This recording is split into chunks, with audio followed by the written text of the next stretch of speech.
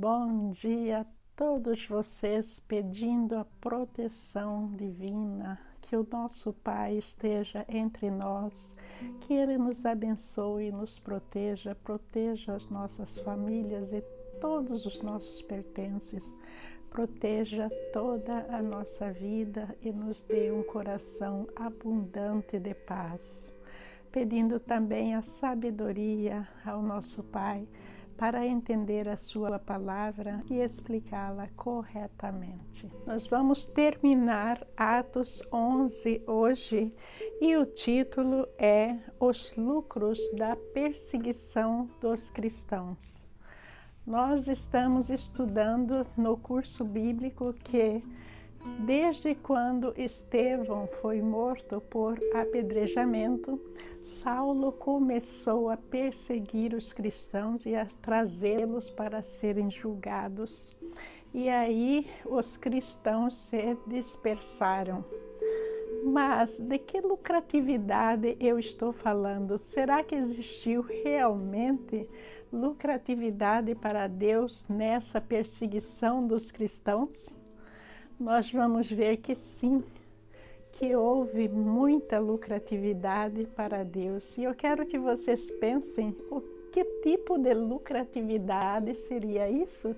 Se aquilo que mais Jesus queria era que os apóstolos saíssem e pregassem para todos a palavra de Deus. Então pensem sobre isso e eu vou revelando para vocês no decorrer do vídeo. Em alguns vídeos anteriores nós estudamos sobre Cornélio, que foi o primeiro gentio que se converteu ao cristianismo e recebeu o batismo através do Espírito Santo. E com esse evento em que Pedro veio até Cornélio, encontrou Cornélio e os visitantes que estavam lá, incluindo seus funcionários, seus familiares, e aí o Espírito Santo desceu sobre os gentios. Isso significa que judeus e gentios agora já não estavam mais separados, eles estavam unidos numa mesma fé.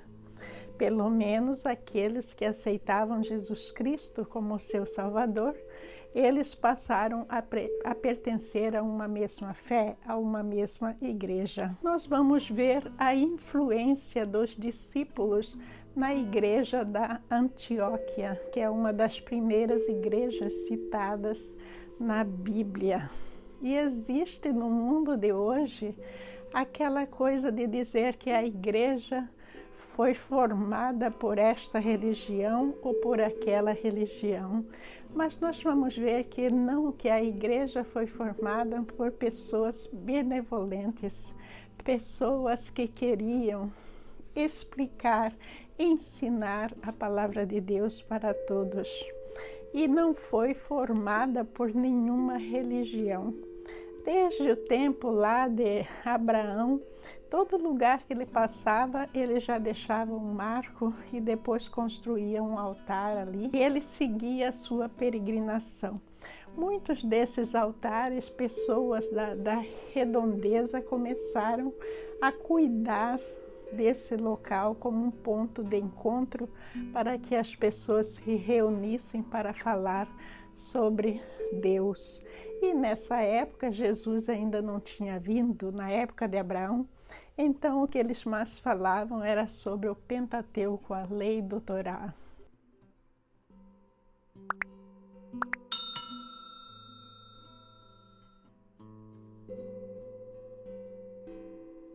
Então vamos à palavra de Deus e depois eu voltarei com mais explicações para a gente descobrir qual foi a lucratividade da perseguição dos cristãos. Leitura de Atos, capítulo 11, versículos de 19 a 30. Os que tinham sido dispersos por causa da perseguição desencadeada com a morte de Estevão chegaram até a Fenícia, Chipre e Antioquia, anunciando a mensagem apenas aos judeus. Alguns deles, todavia, cipriotas e sirineus, foram a Antioquia e começaram a falar também aos gregos, contando-lhes as boas novas a respeito do Senhor Jesus. A mão do Senhor estava com eles, e muitos creram e se converteram ao Senhor. Notícias deste fato chegaram aos ouvidos da igreja em Jerusalém, e eles enviaram Barnabé a Antioquia. Este, ali chegando e vendo a graça de Deus, ficou alegre e os animou a permanecer fiéis ao Senhor de todo o coração. Ele era um homem bom, cheio do Espírito Santo e de fé, e muitas pessoas foram acrescentadas ao Senhor. Então Barnabé foi a Tarso procurar Saulo. E quando o encontrou, levou-o para Antioquia. Assim, durante um ano inteiro, Barnabé e Saulo se reuniram na igreja e ensinaram a muitos. Em Antioquia, os discípulos foram pela primeira vez chamados cristãos. Naqueles dias, alguns profetas desceram de Jerusalém para Antioquia. Um deles, Ágabo, levantou-se e pelo Espírito predisse que uma grande fome sobreviria a todo o mundo romano e que aconteceu durante o reinado de Cláudio. Os discípulos, cada um segundo as suas possibilidades, decidiram providenciar ajuda para os irmãos que viviam na Judéia. E o fizeram, enviando suas ofertas aos presbíteros pelas mãos de Barnabé e Saulo. Então, o que é que vocês pensam sobre essa lucratividade? Vejam que os apóstolos, depois que Jesus morreu, eles estavam com uma missão muito grande em suas mãos, porque eles não tinham meios de transportes, eles dependiam de camelos para carregar os seus pertences. Muitos não tinham poder aquisitivo para comprar um camelo para montar e viajar, então eles caminhavam por milhas até chegar em outras regiões para pregar a palavra de Deus. Então, de certa forma, quando Saulo começou a perseguir os cristãos, foi uma bênção. Por quê? Porque esses cristãos começaram a fugir para diferentes pontos. E onde eles chegavam, o que eles faziam? Eles continuavam levando a mensagem da Boa Nova. A Boa Nova que Jesus Cristo pediu para todos pregarem, como até hoje a gente deve fazer. Então, essa é a grande lucratividade da perseguição de Saulo. Nada é por acaso, e é por isso que Deus deixou isso acontecer por um curto período de tempo, que Deus tem sempre um propósito por trás das coisas na Bíblia. E a leitura de hoje fala que com a morte de Estevão, essas pessoas que foram saindo, eles chegaram a Fenícia, Chipre e Antioquia, que são regiões costeiras do norte da Judéia. A Antioquia, nessa época, era uma grande metrópole e era também uma das metrópoles onde os pagãos mais se concentravam. E aí a chegada dos cristãos foi algo totalmente novo para eles, porque era um lugar habitado essencialmente por pagãos. Primeiro lugar em paganismo estava na Antioquia e depois em Roma e Alexandria. Em seguida vai falar dos cipriotas, que eram aqueles que moravam em Chipre. E daí os sirineus, que eram aqueles que moravam em Cirene. No passado nós discutimos sobre os helenistas, que também era dessa mesma fala grega. Na realidade, todos esses povos eram um povo não judeu que falavam grego. Lucas está falando que a notícia chegou em Jerusalém. Que notícia é essa? A notícia da transformação que estava acontecendo na igreja de Antioquia. Que transformação é essa? É uma igreja que estava sendo altamente influenciadas por esses cristãos que viajaram fugindo de Saulo e chegaram a Antioquia. Chegando lá, eles procuraram a igreja de Antioquia e foram lá pregar as boas novas. E daí, pregando as boas novas, muitos se converteram ao cristianismo. Aí a notícia chega em Jerusalém. O que eles vão fazer? Eles vão mandar Barnabé para investigar o caso, que era um caso totalmente novo para o grupo. Mas por que mandaram Barnabé e não outro apóstolo? Porque Barnabé falava a língua deles. Barnabé era cipriota como eles. Então, para Barnabé se comunicar com a igreja de Antioquia, seria muito fácil. E nós vamos ver que no futuro Barnabé vai ligar-se com o apóstolo Paulo. Barnabé inicialmente se chamava José, e vocês se lembram que nós falamos sobre ele, um modelo de cristão para todos nós, porque ele vendeu tudo que tinha e colocou à disposição dos apóstolos para que esse valor fosse distribuído para todos de acordo com a necessidade. E veja que Barnabé, chegando a Antioquia, ele se lembrou de que o apóstolo Paulo, que era Saulo, ele havia sido escolhido por Jesus com a finalidade de levar a mensagem da Boa Nova para os gentios. Então, Barnabé já sabia qual seria a sua missão. Ele teria que encontrar Paulo e trazer até a igreja de Antioquia. Mas também nós discutimos sobre Saulo, que depois que Saulo havia se convertido ao cristianismo, ele teve que fugir de Jerusalém. Isso tornava muito difícil para Barnabé localizar onde é que Paulo estava.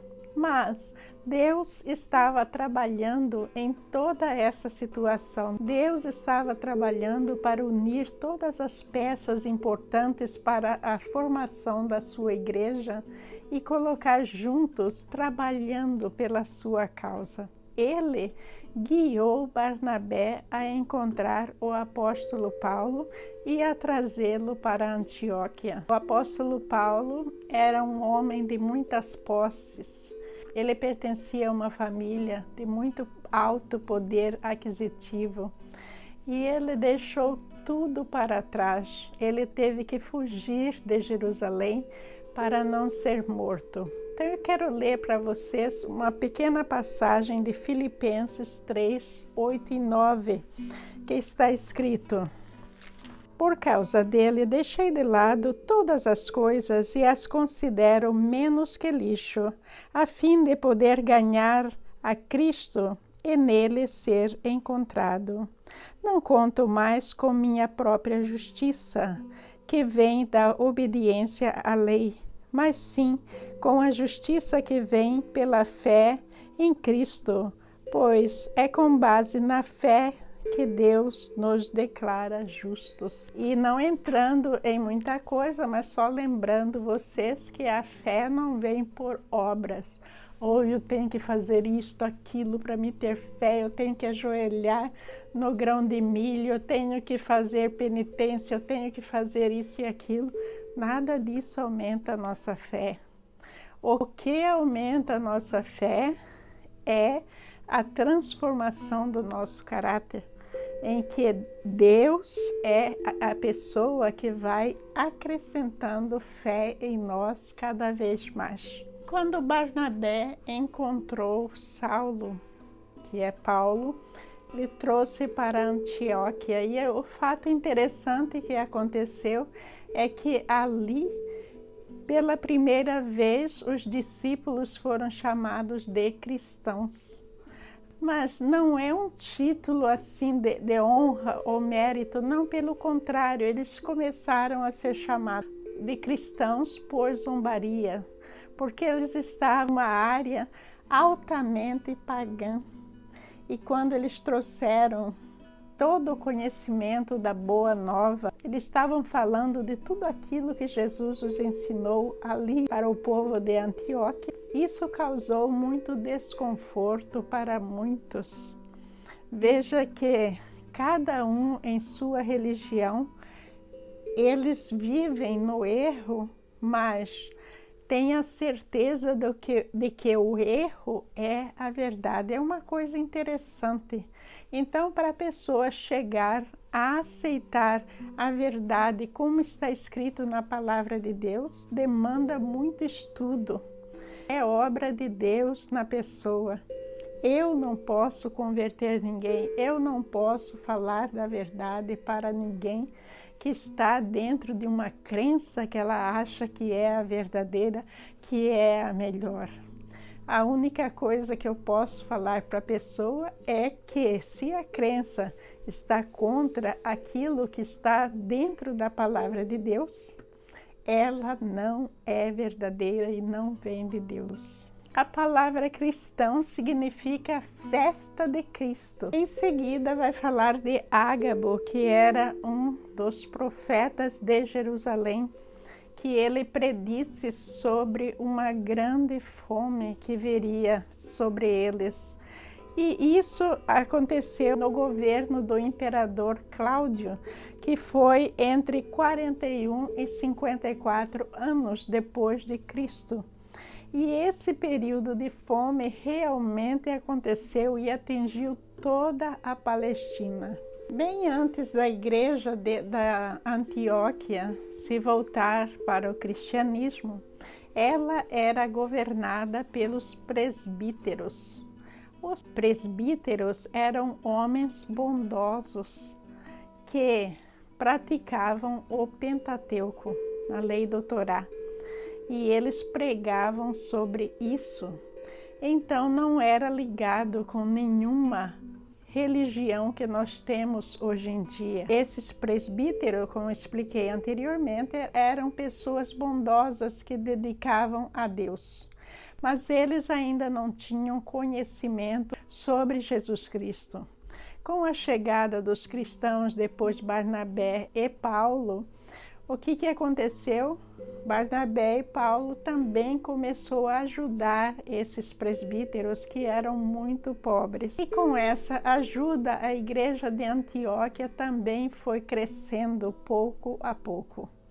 Nós vamos ver que o apóstolo Paulo e Barnabé exerceram uma influência muito importante na igreja de Antioquia para o crescimento e também para a divulgação da Boa Nova para os gentios.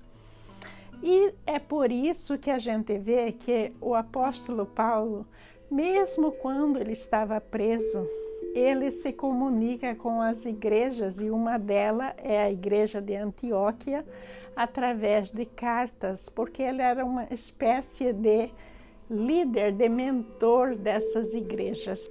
Com a unificação dos judeus e dos gentios, com a ajuda do apóstolo Paulo, de Barnabé e de outros cristãos, a igreja de Antioquia foi crescendo. Essa unificação da igreja de Cristo, ela se tornou mais e mais poderosa. Aí, o apóstolo Paulo, Barnabé e outros vão também ajudar outras igrejas a fazer esse mesmo tipo de trabalho. E essas igrejas começam uma a se conectar com a outra através desses apóstolos. E aí houve a formação desse corpo de Cristo através dessas igrejas. Então, isso é muito importante para a gente entender, para que a gente elimine do nosso meio essa ideia de que a minha igreja fundou isto, a minha igreja fundou aquilo. Não, o crédito não é dado para nenhuma instituição terrena, mas sim aos apóstolos. E também outra coisa interessante para a gente observar é que a partir desses presbíteros, dos superintendentes da igreja, foram surgindo outros cargos. E hoje em dia, se a gente analisar as igrejas atuais, a maioria das igrejas tem muitas pessoas trabalhando ali, cada uma com uma função. Isso tem o lado bom, mas também tem o lado muito ruim que está acontecendo na igreja.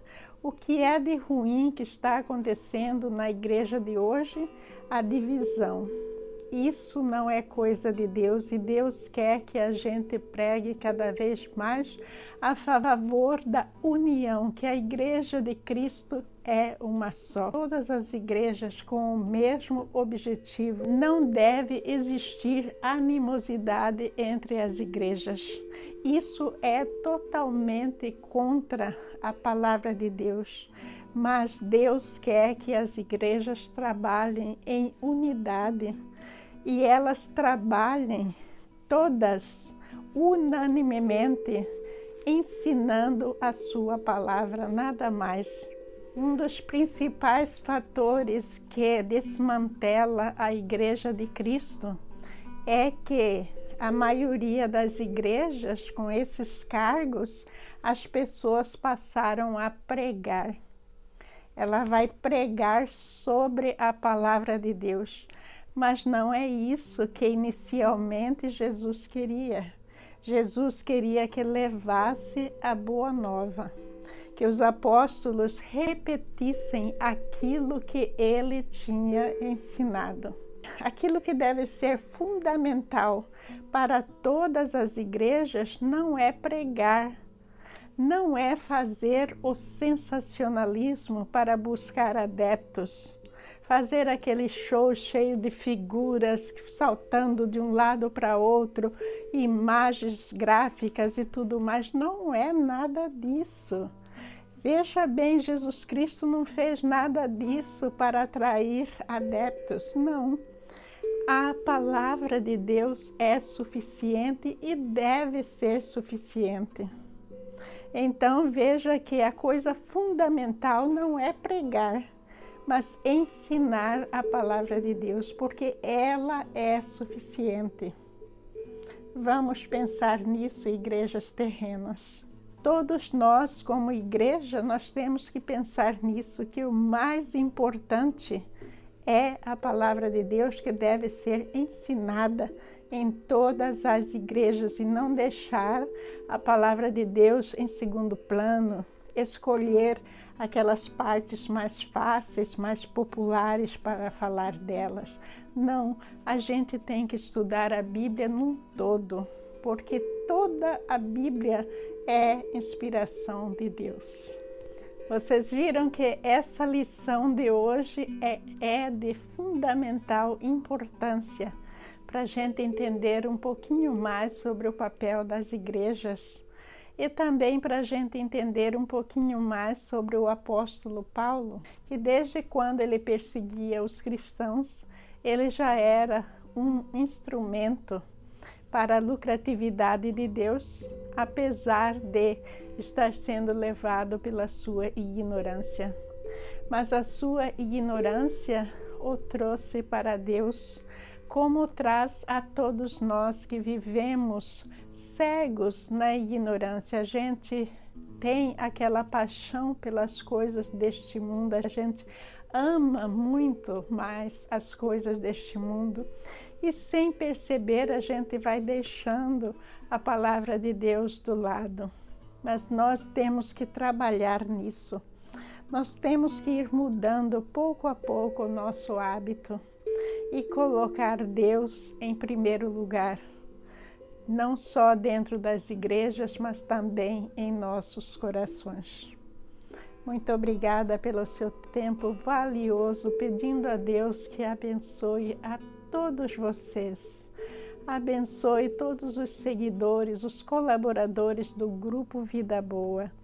Que Jesus derrame sobre vocês a infinita bênção de paz, de contentamento no coração e de uma felicidade sem fim. Bom dia.